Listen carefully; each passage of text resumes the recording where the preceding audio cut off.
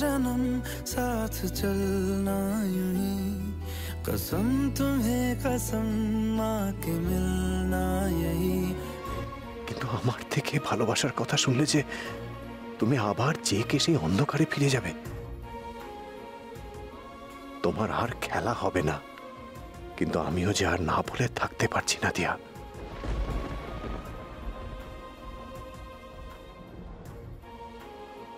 এইরকম একটা মুহূর্ত আমার সঙ্গে কাটানোর পরও আপনি কিচ্ছু বলবেন না? এখনো বলবেন যে ভালোবাসেন না?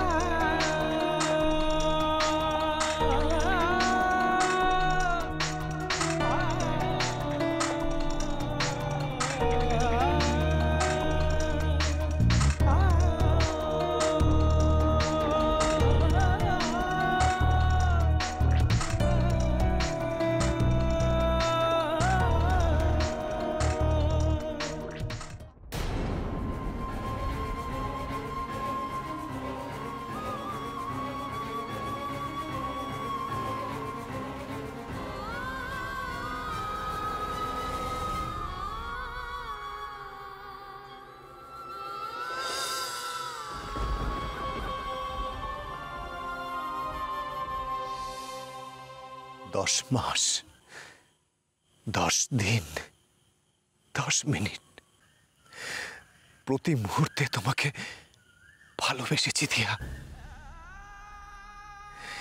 নিজের থেকেও বেশি।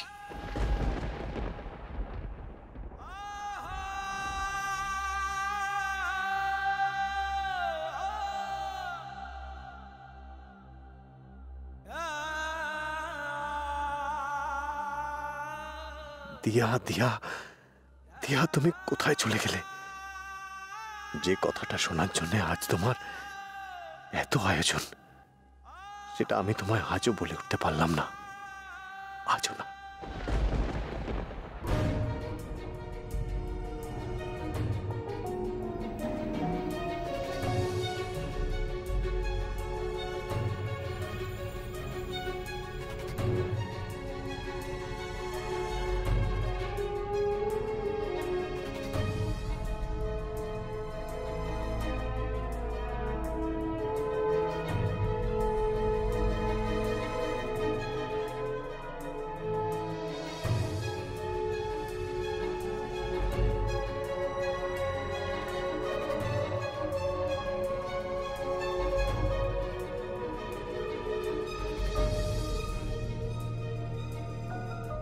এই চিঠিটা যখন আপনি পাবেন তখন আমি হয়তো অনেক দূরে চলে গেছি।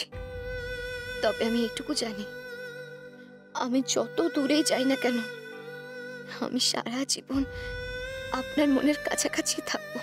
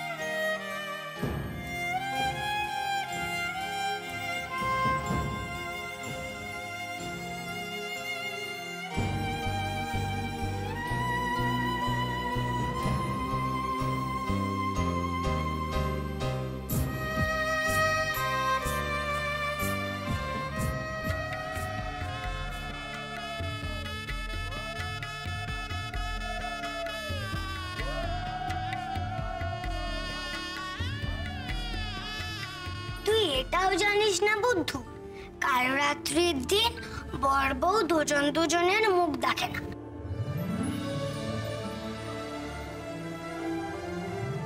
আজ তো তোর ফুল সবজি। হ্যাঁ, বরের মনের মতো করে সেজে বরের কাছে যেতে হবে না?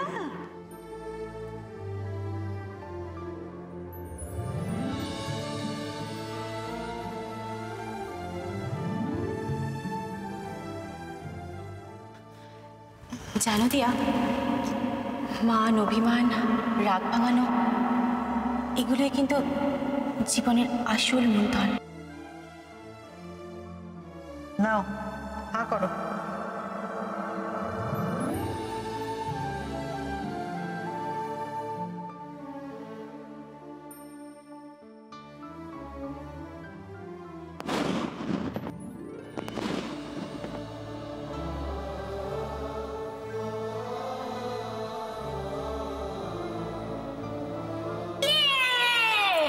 ভাই, বজরংবলী আন্টি যখন একবার বলেছে তখন সান্টা ক্লজ আমাদের গিফট দেবেই দেবে। আমাদের জন্য উপহার এনেছে এই শান্তি বড়ি, তাই তো? আর নামটা কিন্তু দারুণ দিয়েছে, শান্তপুরের সঙ্গে মিলে শান্তি বড়ি। শান্তি বড়ি। সত্যি মা জননী, দুহাত তুলে আশীর্বাদ করলে হয়তো কম হবে। এই বুড়ো বয়সে তোমার মতো একটা মা পাবো, এটা আমি স্বপ্নেও ভাবিনি। দিয়া যত রাগ দুঃখ পাওয়া না পাওয়া সবকিছু বিরুদ্ধে তোমাকে লড়তে হবে। দিয়া রান। ভেরি গুড দিয়া, ভেরি গুড। ফাস্ট দিয়া, ফাস্ট। ব্যাডমিন্টন তোমার হাতিয়ার দিয়া, তোমার অস্ত্র।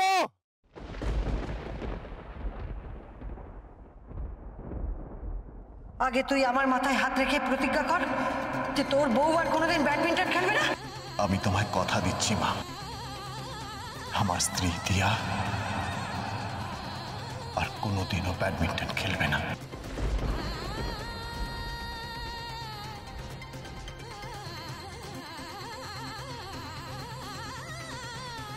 আজ থেকে সংসারের সমস্ত দায়িত্ব তোমার দিয়া।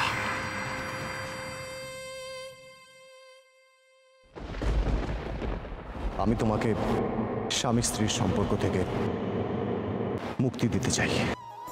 আমার থেকে আলাদা হয়েও তুমি ব্যাডমিন্টন খেলবে? দিয়া খেলবে, তবে আমার অনুমতি নিয়ে নয়। আর্যর দেখানো পথেই দিয়া খেলবে। আমি চাই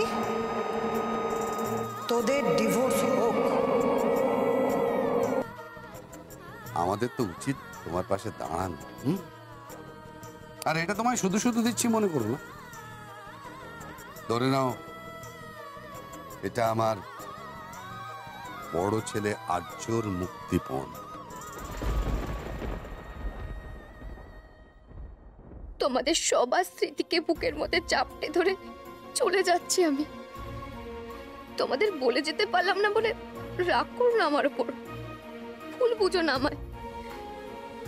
আর আমাকে যেন কোনোদিনও ভুলে যেও না তোমরা।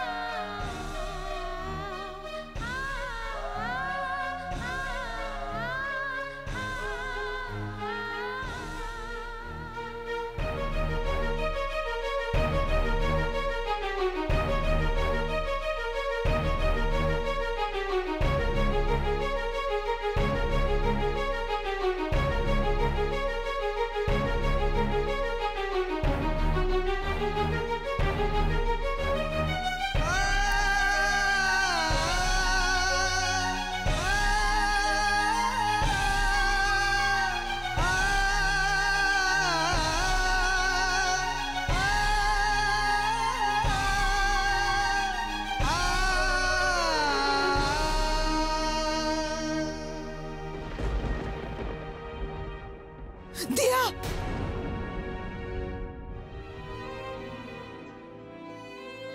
কি হলো? আরে মনে তুমি উঠে পড়লে কেন? কি হয়েছে?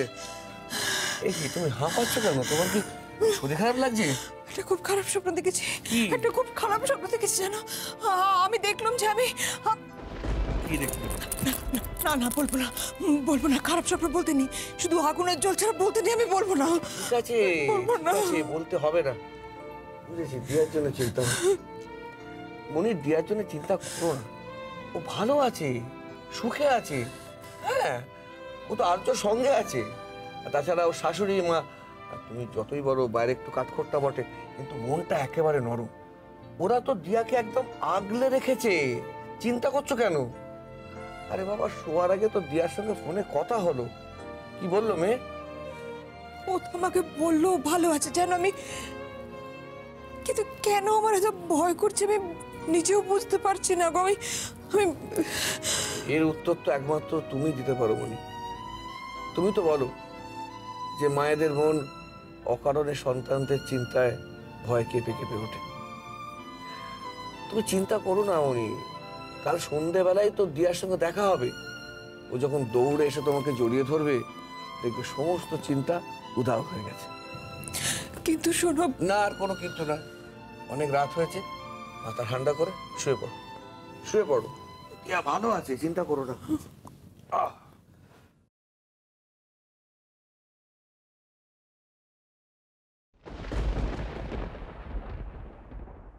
আমি হঠাৎ কেন এমন স্বপ্ন দেখলাম?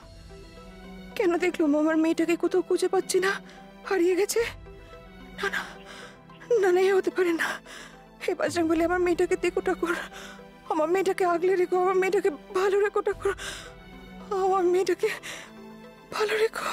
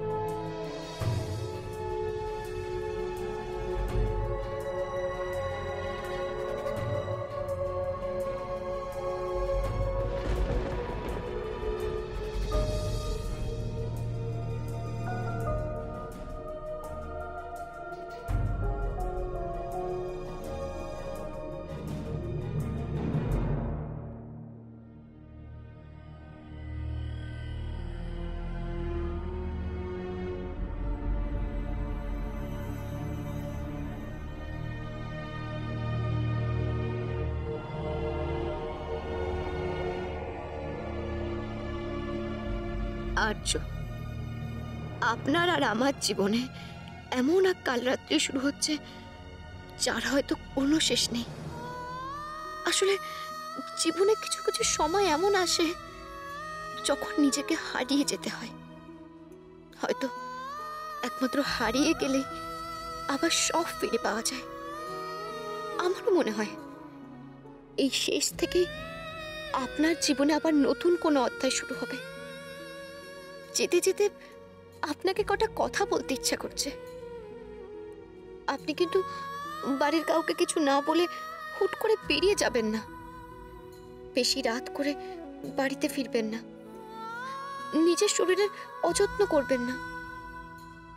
বাড়ির সবাই আপনাকে খুব ভালোবাসে, খুব চিন্তা করে আপনাকে নিয়ে। অবশ্য আমার বোধহয় এখন আর এসব কথা বলা সাজে না, কারণ আজ থেকে তো আর আমি আপনার জীবনের কেউ নই। আমি আপনাকে মুক্তি দিয়ে গেলাম আর্য। ভালো লাগছে, শেষ পর্যন্ত আপনি যা চেয়েছিলেন আমি আপনাকে সেটাই দিতে পারলাম বলে। এবার নিশ্চয়ই আপনি খুব খুশি। ভালো থাকবেন।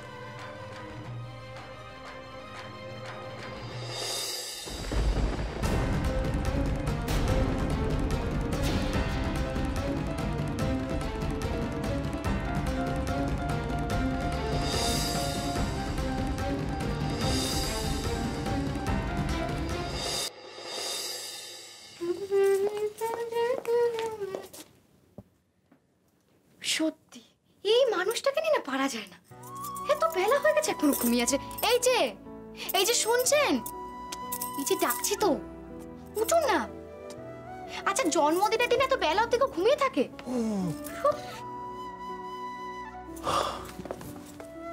ঘুমায় না?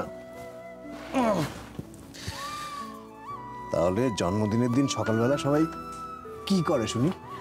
কি আর করে, ভালো ভালো খাবার খায়, সবার সঙ্গে মজা করে, আর যা যা উপহার পায় সেগুলো খুলে খুলে দেখে। তা এই মুহূর্তে আমি তোমার কাছ থেকে কি উপহার পাবো? না, এই মুহূর্তে আমি খালি হাতেই শুভেচ্ছা জানাই। Happy birthday. Thank you. আমি বজরংবলীর কাছে প্রার্থনা করি আপনার জীবনে প্রত্যেকটা দিন যেন এই জন্মদিনের মতো শুভ হয়ে ওঠে, সুন্দর হয়ে ওঠে। নিন উঠে পড়ুন, ফ্রেশ হয়ে নিন।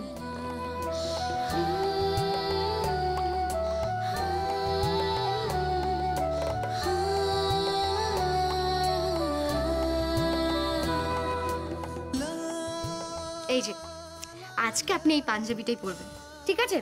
এখানে রাখছি, আমি আসছি। হ্যাঁ দিয়া, দিয়া শোনো, দাঁড়াও, তোমার সাথে আমার একটু কথা আছে। আমার যা দাঁড়ানোর কোনো উপায় নেই, সেই রাস্তা তো আপনি নিজেই বন্ধ করে দিয়েছেন। দিয়া যেও না।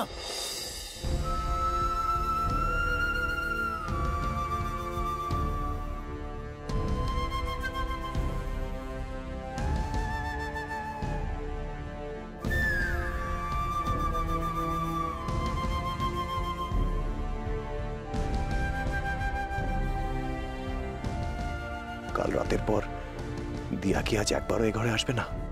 Happy birthday to you, happy birthday to you, happy. থাক থাক থাক, ভালো থাক, 100 বছর তোর পরমায়ু হোক। হ্যাপি বার্থডে আর্যদা। Thank you. আর একটা কথা, মাথা ঠান্ডা করে জীবনের সব সিদ্ধান্তগুলো নিবি, বুঝেছিস? ঠাম্মি, বর্দ ভাই কিন্তু জীবনের সমস্ত সিদ্ধান্ত মাথা ঠান্ডা করেই নিচ্ছে গো। খুশি মনে কিভাবে থাকবো আমি জানি না মেজ বৌদি। চারপাশে যে সমস্ত ঘটনা ঘটছে সেখানে যে খুশি মনে কিভাবে থাকা যায় আমি সত্যি তা জানি না। হ্যাঁ, তবে তুমি যদি বলো না, আমি হা হা হি হি করে আনন্দের অভিনয়টা করতে পারি, নিজের কষ্টটাকে চেপে রাখতে পারি, ঠিক যেভাবে বর্দা ভাই নিজের। কি ব্যাপার বলতো, তুই কি কারোর জন্য অপেক্ষা করছিস? বারবার দরজার দিকে তাকাচ্ছিস, কে আসবে? মা এলো না? তোর মা তো প্রত্যেক বছর তোর জন্মদিন উপলক্ষে মন্দিরে পুজো দেয়, এই বছরও তাই গেছে।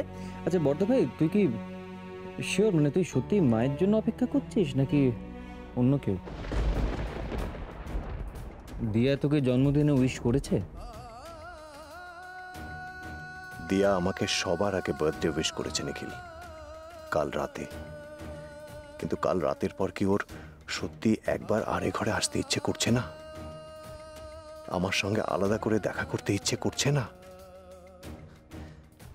অবশ্য ইচ্ছে না করাটাই স্বাভাবিক।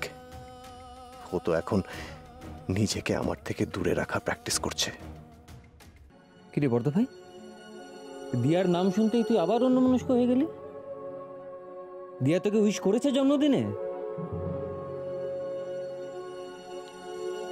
জানি না, দিয়া উইশ নিশ্চয়ই করবে তোকে, অবশ্য যদি না করে থাকে তবে।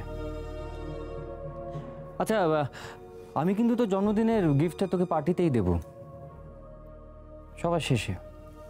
সবার আগে দিয়া দেবে সবচেয়ে বড় গিফটটা, তোর জন্মদিনের সবচেয়ে বড় গিফট তুই পাবি দিয়ার কাছ থেকে, তারপর আমরা ছোট ছোট গিফট দেব। আমার আর কোনো গিফট চাই না নিখিল, শুধু দিয়াকে বলতে চাই আমি ওকে ভালোবাসি।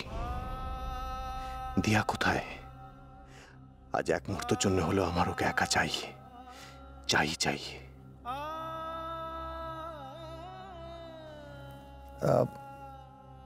আমার ভীষণ মাথাটা ধরেছে। তিস্তা, আমার একটু চা খাবি? তুই চাটা বানা, আমি টেবিলে গিয়ে বসছি। নিখিল, চ আমরা বসা ঘরে গিয়ে বসি। দাঁড়া দাঁড়া দাঁড়া দাঁড়া, বর্দা ভাই তুই চা খাবি? থামি, তুই তো ইউজুয়ালি চা খাস না বর্দা ভাই। আর তোর সেই স্পেশাল চাতে পৃথিবীতে দুজন বানাতে পারে, একটা হচ্ছে একাডেমির বাইরে কানু, আর একটা হচ্ছে দিয়া।